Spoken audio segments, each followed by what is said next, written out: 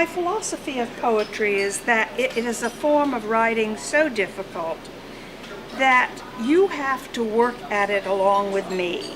I don't always know what my poems mean. Or sometimes they mean something to me that is so private, you won't be able to penetrate it. But it will sometimes, if I'm lucky, strike a personal note with you. Suprani, welcome. And so the thing is, any idea that you have that doesn't seem to fit into what I'm saying, or remind you of something I'm saying, that's fine. I don't worry about that, because I think poetry is a cooperative endeavor. It's kind of like a secret language, and we have to share the work between us.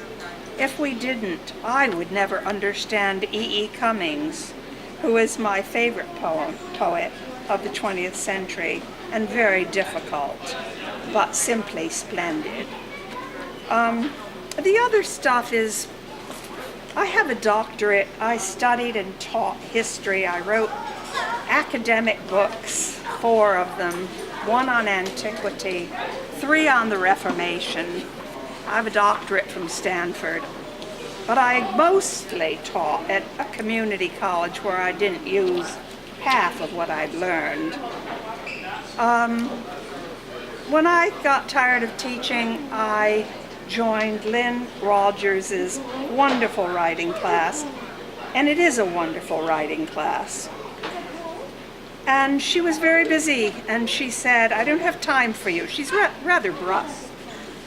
And because she didn't have time for us for 15 minutes, she said, write as fast as you can. Don't even worry about your inner critic.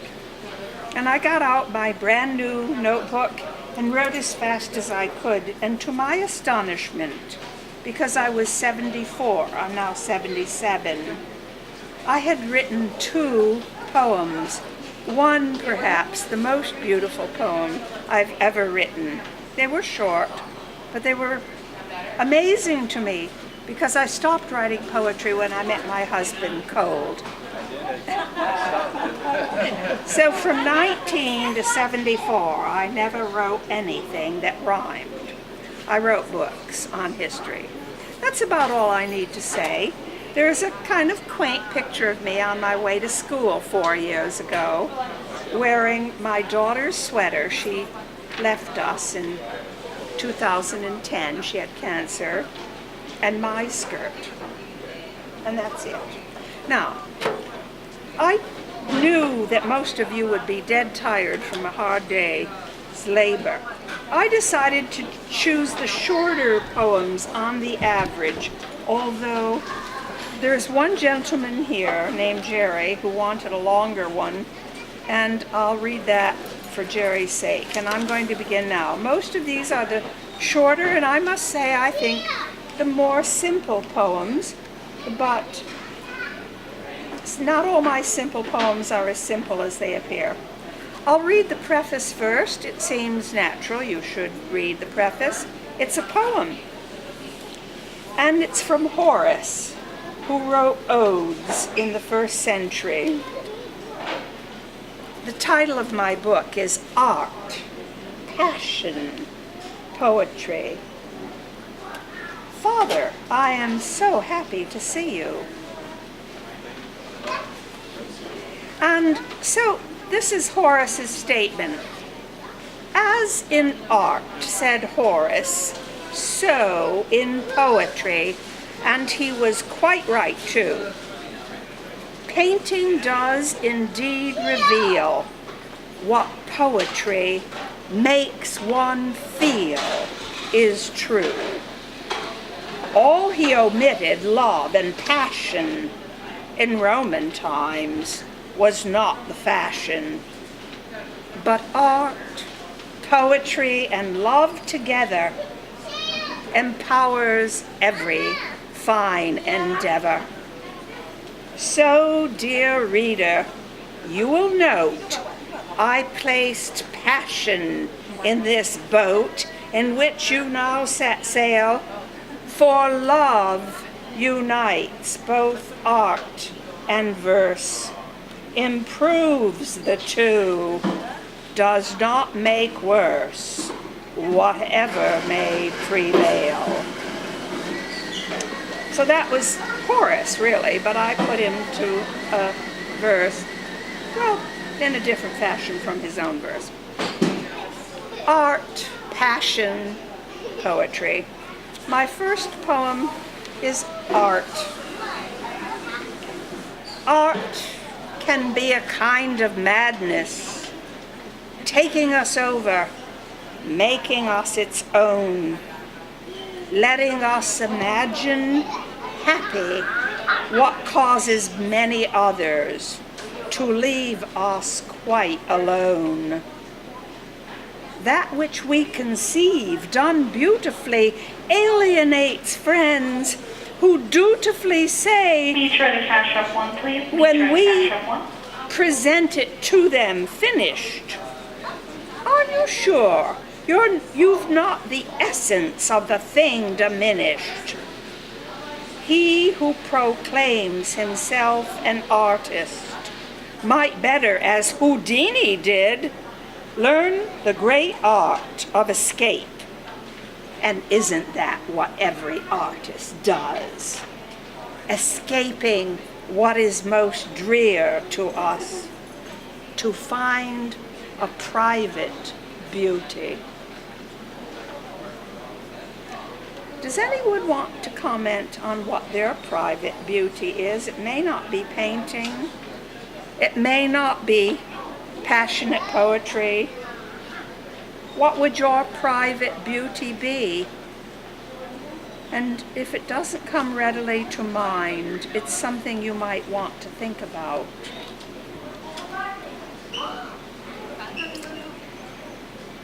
The second poem was published recently in Life on Highway 9, I think.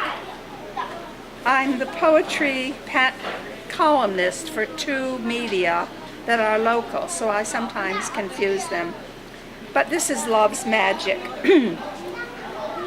Love, I'm told, is close to magic, cannot be explained, they say, does not come to one and all, and has a tendency to stray, cannot help at times prove tragic, nor prepares one for a fall.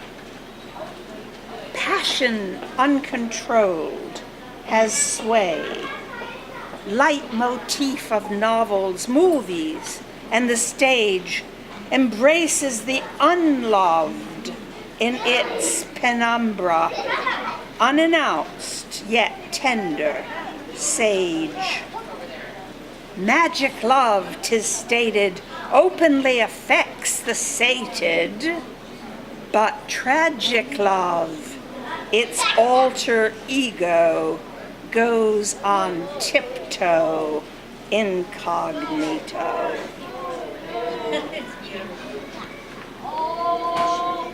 Tragic love and magic love. Magic love, I suppose, would be the kind that picks you up and makes you happy. But tragic love obviously wouldn't. And maybe I didn't get it right, because I haven't had too many loves. I think my first was a teddy bear found in the attic of a house my parents moved into when I was 2. Well, I was first. No, you weren't. You came after the teddy bear. So, we've all had experiences with tender feelings that didn't work out to our advantage. And that is tragic, and it goes on tiptoe. The third poem is another art poem. It's also been published by Los Gatos this week. And I've got to tell you, I love Terry, the publisher, and his wife, Georgia. But something went awry. They neither proofread it or checked it, and something was wrong with their machinery, and it all came out with ñes, the Spanish wavy line that makes every vowel a ñe. And I couldn't understand it, but this is straight. And of course in Latin, ars poetica means the art of poetry. A poem well written bonds the heart, a vagabond, with the universe, and should sustain the lonely soul, the one who cannot travel free, yet needs to dream, needs to see, longs to do what poems can, reach out freely, self-sustained, yet anchored to eternity. A poem written wells, a work of healing, not of vain belief, relieving sufferers from silence, beauty's shade, affirming life, a signature to what was once unsaid. Music passing through the skin, sonata, rhyme of spirit, daffodils and time, the kind with the H. A poem is a lighthouse on the shore, beckoning to one who had reckoned on no more direction, safe harbor, joy. A fare thee well in well-being, an envoi, which in French means a farewell. Goodbye to joy. But not necessarily. I mean, lighthouses also beckon. I got into a lighthouse painting passion last year and painted 6 or 7, but I knew that in a bookstore there was no place to display them. This is the only painting I brought with me, my cover. And it is a picture of a Swiss lake at sunset. So that's it. You'll have to make do with little, which isn't bad for the soul, I believe. Am I right? The next poem is terribly sensual. I feel obliged to read it, but I don't know how you'll take it. It's called Trip. Most foreign lands are those my fingers travel. Another chair for ambiance.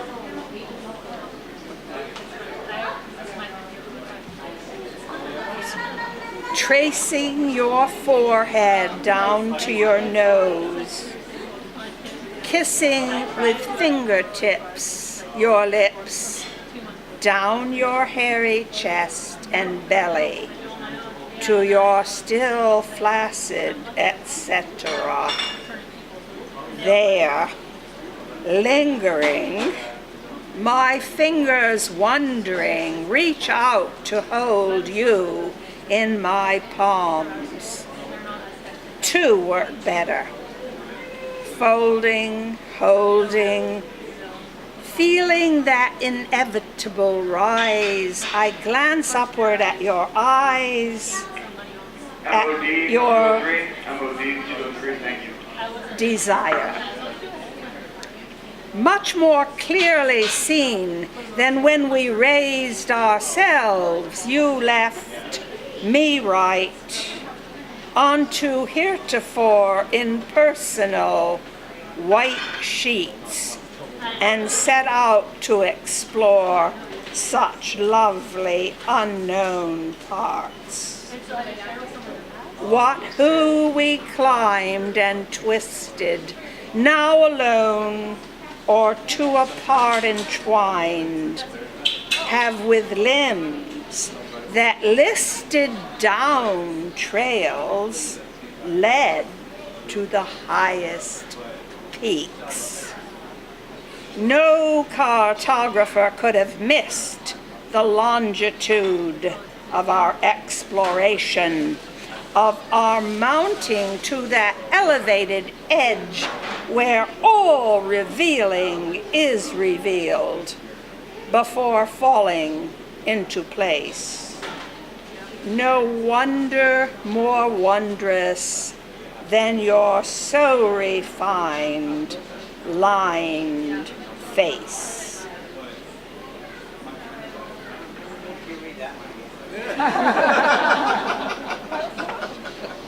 All I can say about this, all I can and will say about this, is that it's obviously a poem of elderly people experiencing passionate love.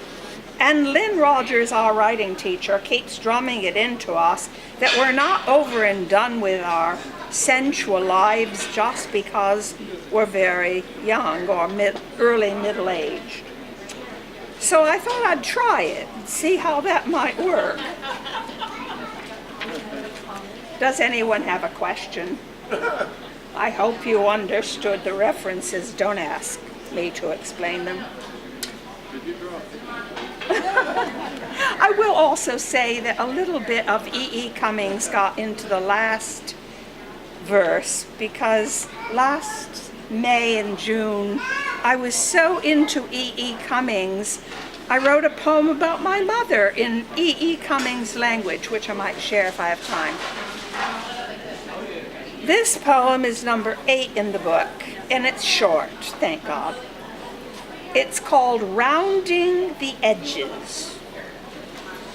And I think I wrote it because I had a H of a time correcting my novel, which is floating around and is very big.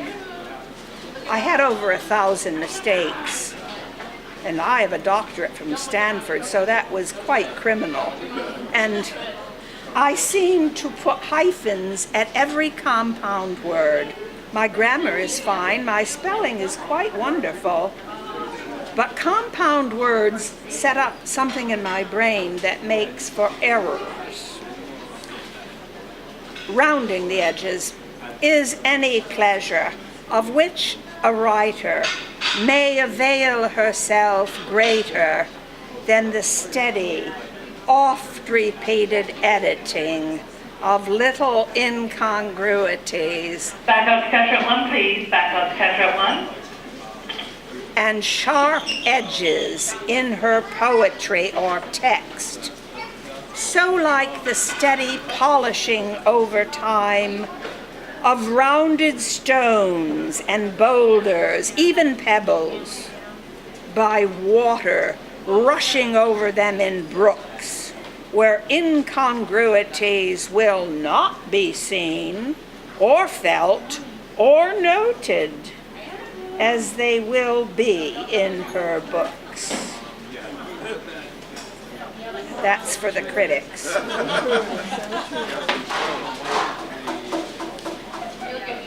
The soul and beauty. I have to tell you that I'm unchurched. But I find to my astonishment, perhaps because I spent years, a decade at least, studying the Protestant Reformation, that the word soul enters into very many of my poems, and next the word spirit. Go figure. You know, as they say in Yiddish, go figure. The soul and beauty, number 13. Does Thank you. Does art speak frankly to the soul? Does soul transform the arts? Does beauty enter by our fleshly parts, direct itself to minds, to hearts? What must a soul's aesthetic be? That which lasts eternally? For art and beauty leave a stamp. Souls drift down every ramp, still pure.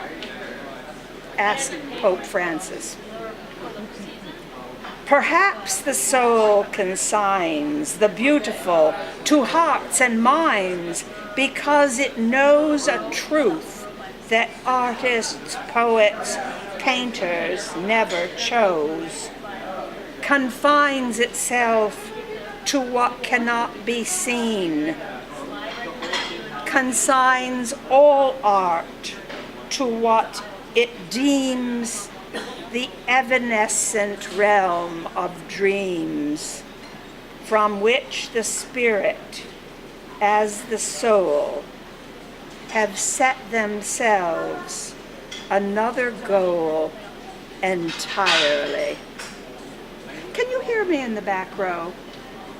I'm reminded of what a very famous opera singer that Bill and I knew in Paris said when she got back to Michigan to stop singing and start teaching music. And she was explaining that she was up there on the stage screaming her lungs out. And everyone said, "How beautiful you manage." And she said, they didn't know how hard this was on the larynx and the lungs. But I don't have a microphone and I want you to hear me. If you can't hear me, come closer. Does anyone have a comment to make on the soul and beauty? The interaction of what is beautiful and what is most precious to our inmost, shall I use the word, holy self. Not sanctimonious, I won't use that word. Holy self. What is it? Pardon? WHOLLY. No, I'm not talking about WHOLY. Catherine is a very dear friend. I'm talking about something might shock Catherine. HOLY. But I've already told you I use these words very often, and I cannot explain. Which is what brings me back to the cover. You have to help me understand where I'm coming from. But the reason I asked you that was not to be, kind of funny about it. I don't know if you know it or not. But the reason I asked that was that if you look at it with the W word, letter, okay, it's exactly what you're saying. There is that beautiful completeness in the spirit and the soul and the experiences that they have in poetry and art. That makes the whole person. It makes them holy. Okay? Holy. And then you can look at it in the other sense and say, it's godliness. I mean, this is the beauty that we're supposed to have from the Creator. That's why I called Catherine my best critic, because next to my husband, of course, because I never thought of that. Holy and holy have a relationship that I never thought of before. And poets don't think of everything, believe me. They're lucky if they can find their way each morning to their computer. Barbara, that's a beautiful poem. Well, let's see, I read it, but how is it with poems? Oh yes, this is enough to make any poetry lover a little upset. It's ironic. I'm often ironic. I was born ironic. It's number 15. How is it with poems? A poem is and is not. Was once, but can no longer be. Words hint at MOD vanish. cash rep 1 at your convenience, please. MOD cash rep 1 at your convenience. Words hint at vanished thought, at vanished intimacy. Music minus sound, past healing. Pattern phonemes on a page point to phantom pain, depression, loss, despair, or rage. A poet writing out his heart is so untidy. Words not articulated, wrong conclusions dribble off the page, reflect illusions. A poem was, but is no longer useful.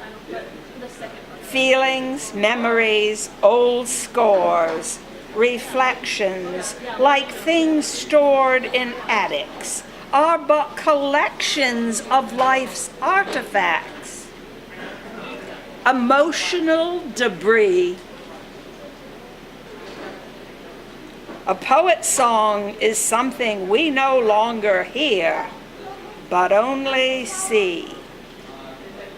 A gown, a cloak, unworn by no one whom we know, by neither you nor me. A poem was for the poet, doubtless rare, meaningful and substantive. Now, simply there.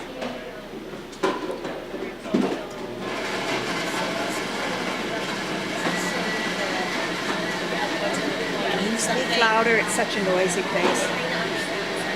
Say that at one point a word means something, and then another time it doesn't mean. Yes, I am saying that, but I'm not making a universal statement. I am not a universalist. I learned that in Reformation. No to universalists.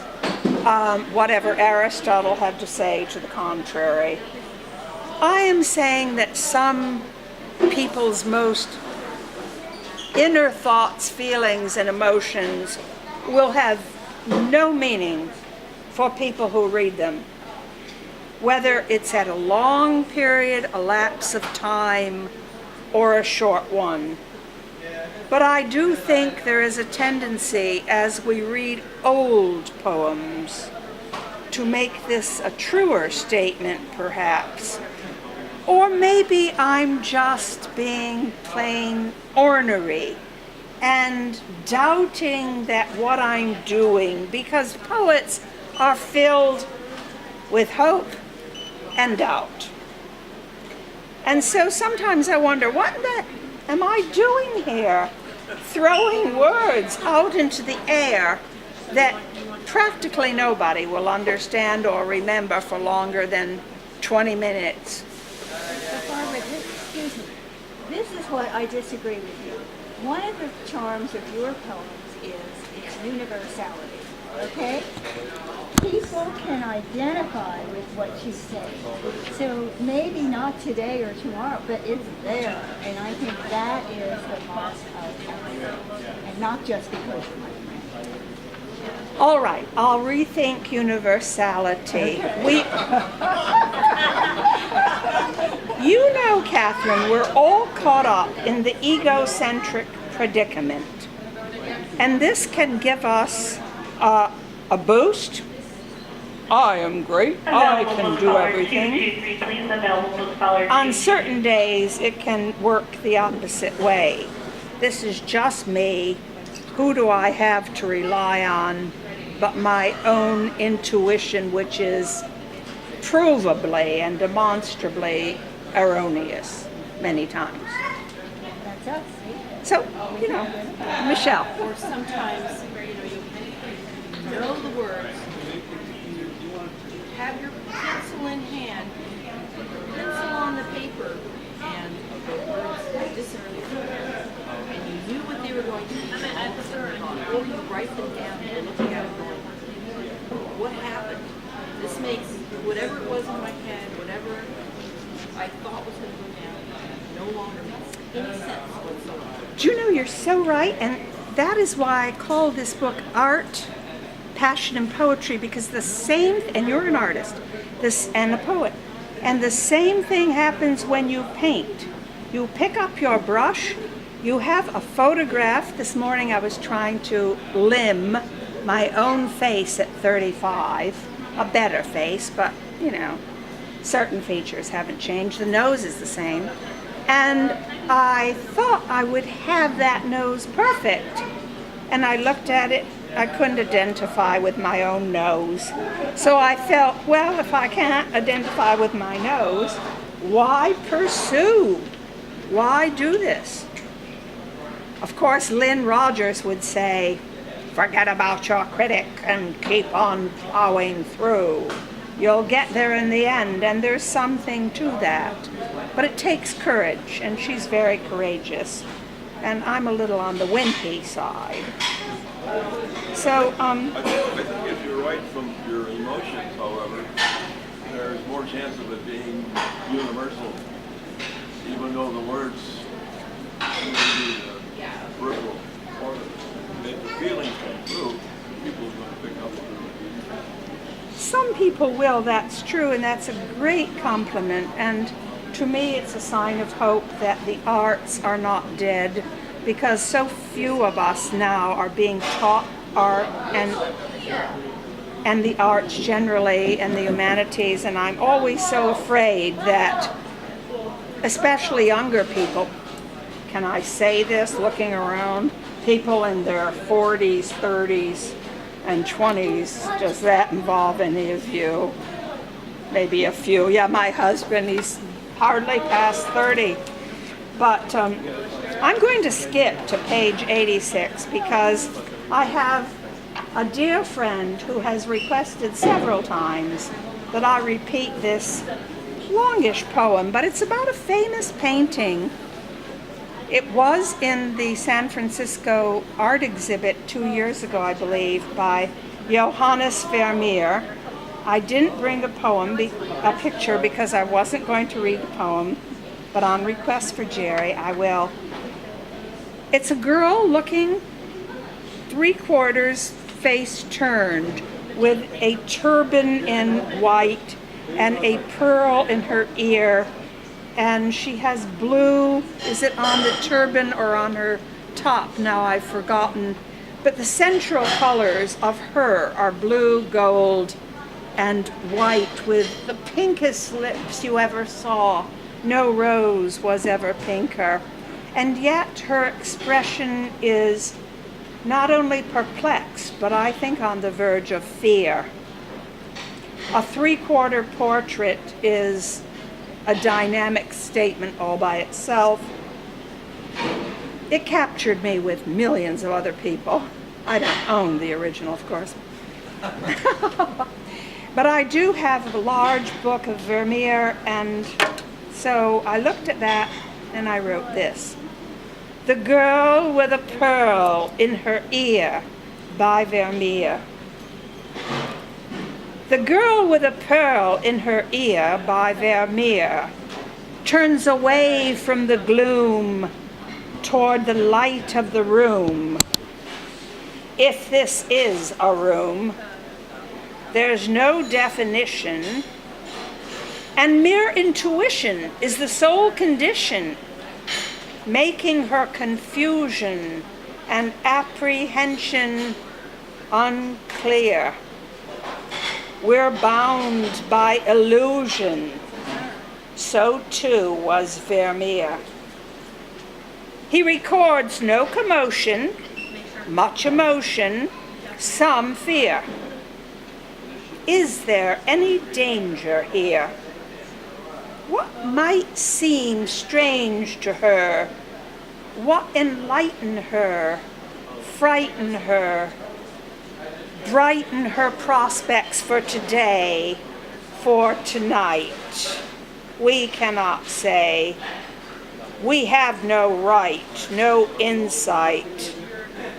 The girl in her turban of crystalline blue and gold's urban, well off, neither bold nor suburban.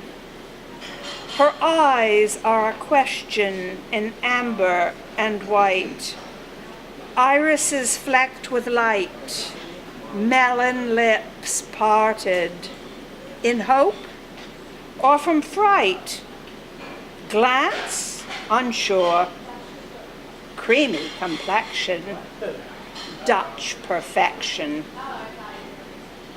One supposes she's pure. Here, nothing's jaded. Here, nothing's faded. Here is youth. Where is truth? Is purity her surety? She may welcome this caller. Has he come to her rescue, or just to enthrall her? Her eyes show surprise. They are startled, in doubt. Will she have to accompany him home? To go out on a night that is dark, cold, and drear? Are we seeing her hope, or assaying her fear?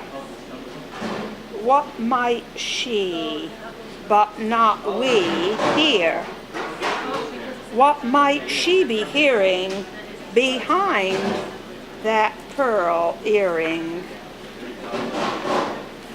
And why have you shown us this girl in suspension twixt anger and question, in so searching a light, so late in the night? What does she see, hear, feel, anticipate, fear? Tell us, please, if you will, Johannes Vermeer. I like it too, but it's kind of long. Although I am sparing you out of the kindness of my heart. A poem Lynn Rogers calls a complete novel in 3 pages. I will not do it to you, don't worry. Poetry staircase. We all climb staircases, some to reduce our hips, some are located in gymnasiums. I have a tall house and run up and down 20 steps every day 20 times. I'm not saying it does all that good for my hips, but it is good for the heart. This is called number 19, Poetry's Staircase, and it's a real staircase.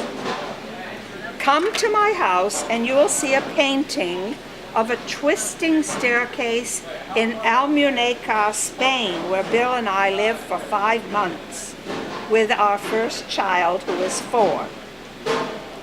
It's in the city, which is an ancient city settled by Carthaginians and then moved in Visigoths, Vandals, Syrians, Christian, Jews, and you know, Spain was a marvelous mixing pot. And it seemed to go well in Spain, but it doesn't lately. I don't know why. But anyway, there's this wonderful staircase, and I painted it, well, I took liberties, in maroon red, ochre yellow, titanium, and Chinese white. And I think that's all. Touches of black for emphasis. A poem is a circling stair that leads the spirit circling there, then launches it where, taking flight, it bears the heart into the night, and ever circling up beyond reminds the soul of what it's fond. MOD cash for revenue, MOD cash revenue. A poem can do things, you see, without the ambiguity of prose, for prose can only fill the mind, which leaves the spirit far behind, and does not launch the soul to flight, but leaves it waiting out the night. A poem is a gift of light, while prose makes passable the night. A poem changes how we dream, while prose explains why things may seem. Now, This despite the fact that I wrote a novel of 471 pages. I'm kind of knocking the novel I wrote, but I do read novels at night and poetry in the day. So go figure. I don't know. Does anyone have a comment?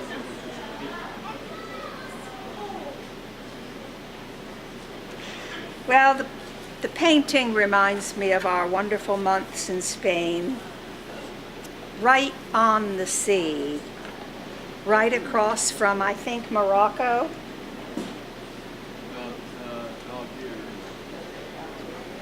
I think it's Morocco, but never mind. We often differ. You're probably right, Bill. I don't do geography well. So anyway, Poetry and Poets, page 24. And this is one of my husband's favorite poems. It was written in Lynn's class, and I wrote it and mispronounced one of the words and was corrected by a real poet, Catherine, what is their last name? Catherine Wilson, how could I forget? She's an elderly woman and she corrected my poetry, my pronunciation. I was in her debt. Poetry and Poets, number 22. Who knows the poetry of soul? Remembers a long-ended goal of that ultimate poetic place that once, like a half-grown foal, which I pronounce fowl, jumped the pasture gate and trotted away. It's all right, Jerry, I recovered. Relieved of any and all restraint. So you see this foal just sails over a fence, and I am jealous. Poetic spirit, muse of my heart, follow that foal, and just once set my heart to trotting too. For trotting to a canter turns, and then galloping discerns a landscape of more brilliant hues. Make it happen, muse. Who knows the poet trapped inside a framework, caught inside a cage of glass, with feelings dry and rage so wry that lets no inspiration nigh? Who sees him thus and regrets not the poet's scourge of being ever on the verge of divine music? If so, let us weep. For poets and poetry keep us from that final sleep that ends all joy. Not everybody would agree, but I'll put it in there. Come, let us rejoice that having heard a poet's voice, we may with grace and sharing avoid the poet's threnody, trilling his melody of love and caring. You know, I've got to admit, all those years of studying Reformation history, what have we got here? We've got soul, and we've got spirit, and we've got grace, and we have divine music, which is the hardest to play, whether you're doing it on an organ or a violin or a piano. You're never sure of the notes of divine music. So no one can say that all that Reformation study didn't amount to a hill of beans. I think it did, actually. Does anyone want to comment on that? I've got ponies, foals, little baby ponies, I think, of either sex, jumping over a fence, running away, and my heart wants to follow. Fowl would work. Fly over the fence. If I could. I'm not sure I could anymore. No, I know I could climb very carefully a fence and drop over.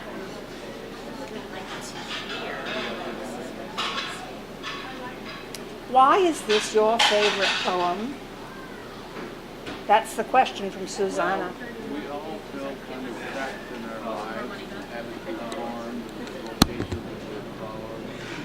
And Louder. it would be nice to be able to leap over all these fences that hold us in.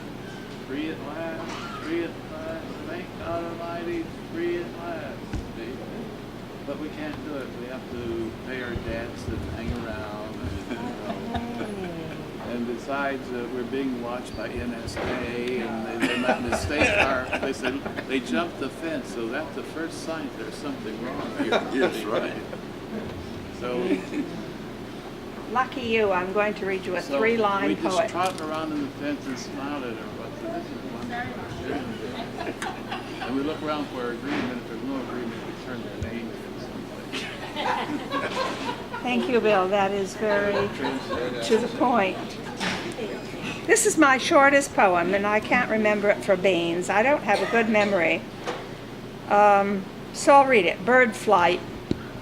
Watching bird flight by the ocean shore, a poet asks, are there words that do as adequately soar? Customer service line 1, please. Customer service line 1. 3 lines. Most people could remember it, I can't. This one is one of my favorites, but you'll have to listen and think about life's transitions. It's called Bridges. A bridge most simply fills a void, a space, and lets you get from place to place. You cross it, leaving parts behind that you may or may not ever find. A lover, garden, books, and such. Crossing bridges can cost much, and having done, you're out of touch. Every crossing takes its toll on what you thought would be your goal. Though you crossed it over Roman arches, framed by cypress trees or larches, or drove across a steel suspension, you'll not escape the apprehension that doth fundamentally derive from being where you hope to thrive. Transitions inevitably involve a passage you alone resolve. Oft a bridge extends an invitation to your whole life's recreation. Mitra 217, Mitra 217, thank you.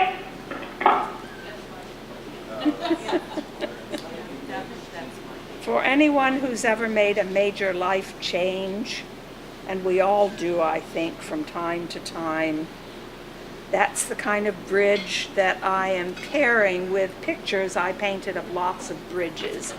That was another thing. I got into a bridge mode, and I painted bridges of all kinds. That's a very beautiful poem in the sense that it offers hope. Hope, like Bill said, his favorite poem. You know, it's always wanted to be free from the mistakes or the choices that you didn't like. But this one says, hey guys, the bridge is good. Go for it, okay? There's something better out there. Most of my friends think I'm a hopeless pessimist, but I think it's more that I'm a realist. Sometimes I say I'm a cynic, but I do find that most of my poems are happy, and I give a happy ending to a novel that could have ended very tragically indeed. I do like happy endings, and I only go to movies with happy endings. This next one, I think, is a shorty. You'll be happy to know. Wait. Oh, I'm on the wrong page. That makes a big difference. Oh. Page 31, yes, okay. Yes, this is very short. Rainbows. Rainbows would not exist but for refraction. Their colors are not even mist, and yet of all the sensual things that I have known that do exist, and quite a few of those I've kissed, rainbows, though short-lived, and really never lived at all, hold out for me the most attraction. You may remember that we used to get rain in California. And every time I turned on to De Anza Boulevard, there was a rainbow in ultra color. And it started me off on my teaching day with hope that Johnny would not flunk his last test, or, I was filled with hope, but now it's not raining. So, Does that mean hope is gone? no, it means we have to read poems about rainbows. There you go. This one is, or write poems about rainbows. Is there a question about rainbows? I'm far from a meteorologist, so maybe I made a mistake in that poem, but I'm not going to show you where I think it might be lurking. And it's not that I don't take criticism lightly, but it depresses me terribly, as my husband will attest to. This one is called Memory. I have a very poor memory. For an historian, that's not a good thing, but anyway. Memory is a lightsome thing, holding on by thinnest string of cells within the cranium to thoughts of birth, of death, the scent of a geranium, teased by time, revived by chance, perfume, lemons, iris, daffodils and wine, candles glowing in a mind we thought had ceased to pay attention. Memory is reality's reinvention.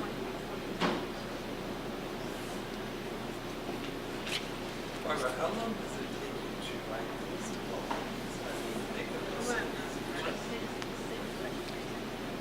Well, I seem to have inherited at the age of 74 a real muse. She usually comes up to my bedroom at about 10 or 30 when I can hardly hold my eyes open, knocks on my head and says, "Write." And I have paper and pencil right by my bedside. Actually, you know that line of metal that runs along your mattress and holds the mattress in? I have a thin book with lined paper there and a pen. And I start writing. A poem such as I just read to you might take 4 minutes, 3 minutes. I have written poems of 8 lines in less than 2 minutes. Which doesn't mean that some poems are not longer and harder and have to be reworked. I wrote a poem, but this isn't in this collection, you're lucky, on my Aunt Fanny and Uncle Walter, and it's 6 pages long. They were wonderful people. They knew Leonard Bernstein and Sergei Koussevitzky and Norman Rockwell and Langston Hughes, and a lot of other people that you know too. Eddie Kennedy. Teddy Kennedy, yes. We met all those people at their house. They lived up in the country. They were starving in the Depression in Greenwich Village, literally. They became multimillionaires because of my uncle's charm and his Berkshire farm agency, Realty, which sold vacation homes to Saul Bellow and Philip Roth and a few other people that I have read in my book club. So they checked out multi-millionaires and left all their money. They were socialists. Well, let's face it, my uncle was a communist. They left almost every penny to charities in Massachusetts and Western New York, to reformatories for boys' schools, to libraries for new roofs, to schools for teaching equipment. But it's 6 pages long. Who is going to read it in the next volume? Nobody. Unless they're, interested in history. Lynn said, print it up. It's part of history. You must print it. I always obey Lynn, even though sometimes I question her judgment. But don't tell Lynn I said that.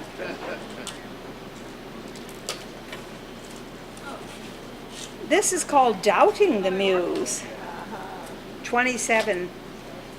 I mean, the Muse and I have a good relationship by and large, but, even your favorite person, your lover, your mate, the person you trust most, you doubt sometimes. Every writer, and of course, all poets doubt their muse. The act of composition is not all about composing. Inadequacy, lack of talent, more talented competitors make writing not an act of steady opening, but quite often one of indeterminate and frequent closing. Closing as a tulip's petals do at night, before the sun upon the morrows kiss them open. A kiss that often makes them start with that self-doubt that makes the loveliest tulips in the night to pine, console themselves with what seems premature floral decline. We novelists and poets woo our muse, but not with so much confidence. We feel our suit is won. We suspect we've but just begun. Whatever triumphs that were ours as writers, we're unwisely authorized to trumpet. Who better than a jilted lover or a slighted writer has reason to believe their muse a strumpet? But even doubting, since as authors doubt we must, we reap benefits in doubt's pursuit. Those who publish thick tomes oft win distinction, bank much loot. But ask a tyro from whom the world's not heard, and he'll say it's doubt that draws him on from word to yet unpublished word. And all of us in Lynn's writing class are drawn on from word to unpublished word. Well, it's 3 minutes to 6. What would you like to tell me about this stuff? Write more. I am. My second volume is all ready. In fact, I shipped it to the publishers today for their opinion. Michelle? I am interested in the fact that you enjoy painting, and when you come to the class, you bring your paintings for us to look at. Sometimes for us to write back. And Lynn says, use something as your... With other people's paintings. And other people's art. But I know that you paint better and with more detail with your words.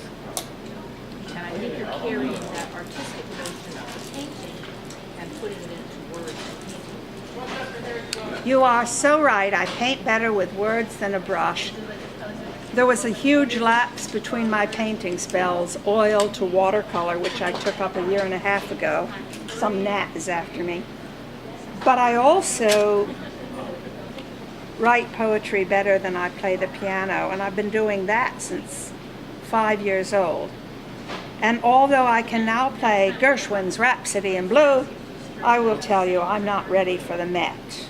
Far from it. But you took my comment and made it into a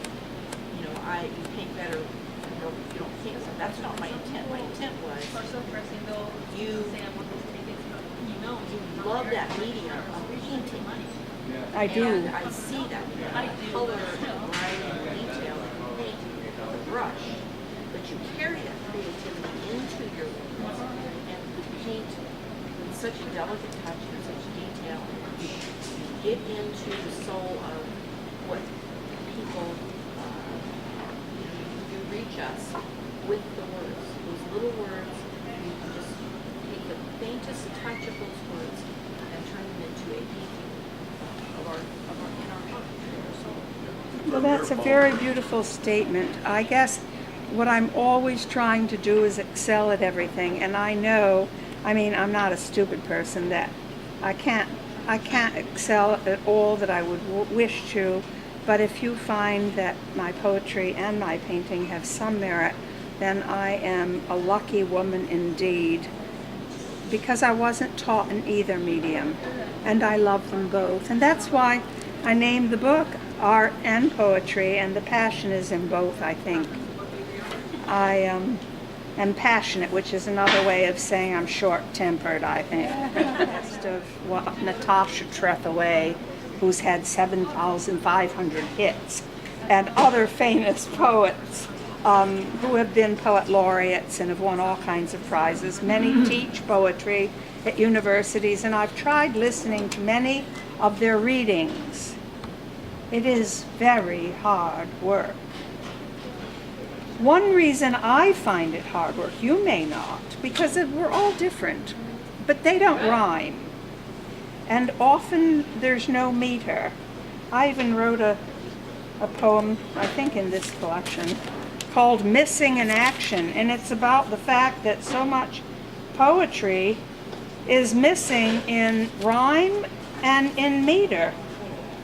I think it's in the next volume, unpublished. But to me, if you take the music of language and the music of meter away from a poem, well, you have thoughts, but they don't reach you as deeply as rhymed poetry does. And it's not approved by the Wallace Stegner Creative Rights Department, which a friend of mine is taking lessons. And they have told him that rhymed poetry is merely rhapsodic. In other words, it's a jingle jangle. That's what they really mean.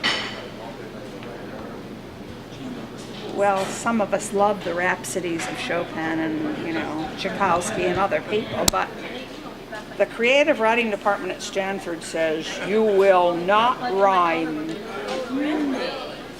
And all the poetry contests I've entered, about 50, I would say, I didn't win anything. Only one said, one of your poems, the one about the foal jumping the fence, has promise, but keep practicing. So I got tired of practicing, and I took all my practices and collected them and threw them at SBPRA Publisher. Where's my little speckled notebook? SBPRA Publisher is my fairy godfather, because not only do they watch over me, and this is a good thing for you and Michelle and anyone else who wants to publish anything, not just poetry. SBPRA, which stands for... Rihanna 223, please. Rihanna 223. I always forget. I told you I didn't have a memory. Strategic Publishing Book Rights Agency. They're located in Dallas. They're the only publisher I have found online that give me 50% of the selling price. So I really urge you to go online and order my books at book order, one word, at SBPRA.net.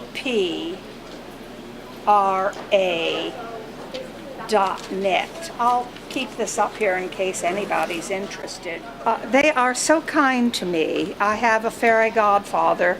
I've never met him in Connecticut. And every time I have a problem, I email him and he phones within a day and solves my problem.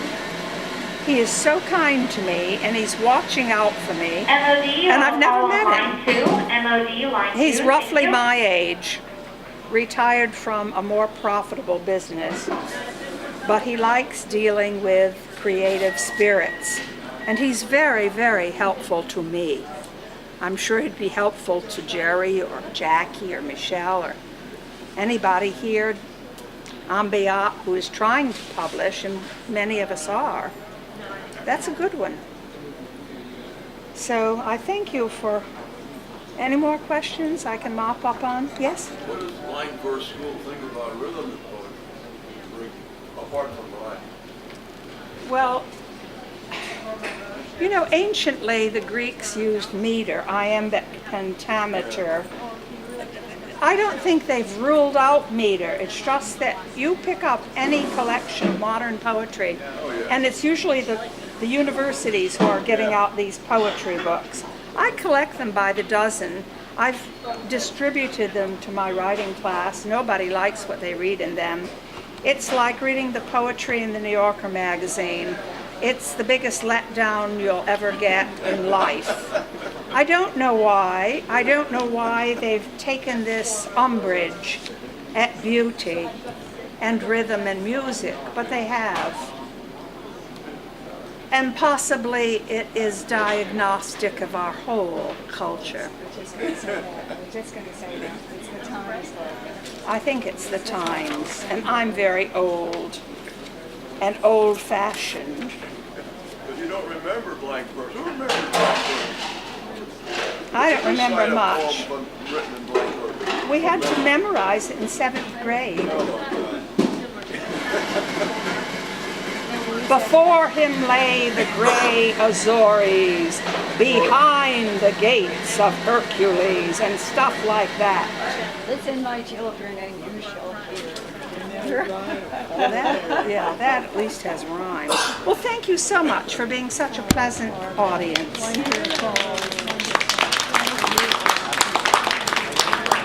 If you go to Amazon, where they're good for one thing, they'll let you read 20 pages of my new novel free. It's published. It came out a week and a half after the poetry book. And they give you most of chapter 1 and chapter 2 and the epilogue for nothing. And you can't beat that. The cover is so lovely. My kids really identify. This cover? Oh, yeah. Bill likes it too. I'm not crazy about it. So, Michelle, I know. you like it? Yeah. And then when you flip it over, you've got the couple again. Okay, there's enough people here who like it that I won't quibble. When I first saw it, I was a little taken aback. Well, you wanted something different. I remember we talked about. Yes, but you know, those are minor things. The thing is to get your work out where other people can get to it. That we are all trying to do. And I hope someday to be back doing, I really do want to do a book talk on Candida. I have a date, I might as well tell you. I believe it's January 6th at the JCC, the Jewish Community Center in Los Gatos on Oka Road. And I will try to be half as brilliant as Lynn, but I don't think I'll make it. She commented on 12 books. I only have this one, though it is a hefty volume. But I'll try to make it come alive for you because it lives, I can't tell you how much, in my brain. It's about art, poetry, passion, tragedy, treachery, and bed hopping.